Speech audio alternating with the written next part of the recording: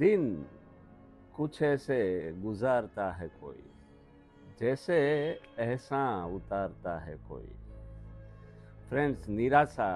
નિરાશામાંથી ફ્રસ્ટ્રેશનમાંથી depression, માણસની આ મનોસ્થિતિને સમજાવતી ગુલઝાર સાહેબની એક બહુ સરસ ગઝલ છે કે દિન कुछ ऐसे गुजारता है कोई, जैसे एहसान उतारता है कोई,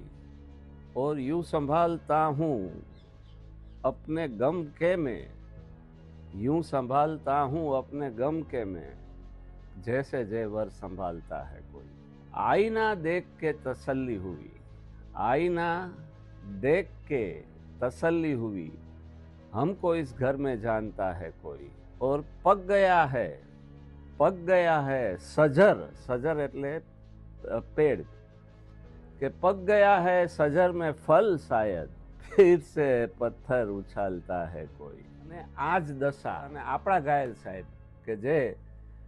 પોતાના સ્વાભિમાન, પોતાના વ્યક્તિત્વ અને પોતાના આદર્શો, અને એ કેવા આદર્શો તો કે સ્વાભિમાનના ભોગે કાંઈ પણ નહીં, પરિસ્થિતિ મનોદશા ડિપ્રેસિવ હોય તો પણ નહીં। અને આ ગઝલ ગાયેલની સાંભળજો કે તું ખોલે કે ન ખોલે દ્વાર, તું ખોલે કે ન ખોલે દ્વાર, ઊભો છું અદબ વાળીને, અરે પાગલ મને તું ધાર, ઊભો છું અદબ વાળીને, અને હજુ મેદાનને મારા પરત્વે માન મબલક છે, હજુ મેદાનને મારા પરત્વે માન મબલક છે,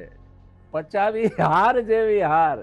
ઊભો છું અદબ વાળીને। અને પછી ઈશ્વરને કહે છે કે તને જો લાગતું હો, તને જો લાગતું હો જિંદગીનો ભાર ઓછો છે, તને જો લાગતું હો જિંદગીનો ભાર ઓછો છે, વધારે મૂક માથે ભાર, ઊભો છું અદબ વાળીને।